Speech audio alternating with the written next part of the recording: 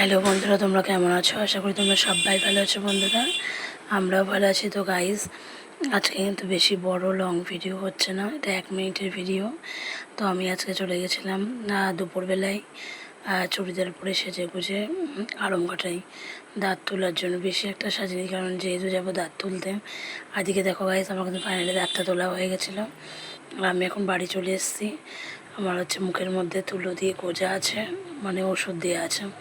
তো আমি বেশি কথা বলতে পারছি না বলে আমি আজকে ভিডিওটা অল্প একটুই করলাম।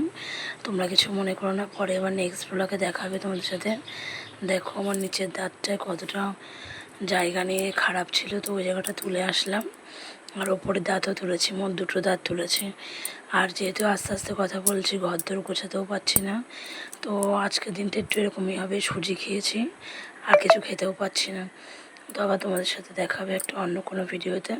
উপরে 2টো দাঁত তুলেছি, এখনও এক সাইডে দাঁত তোলা হয়নি। Bye bye, tata.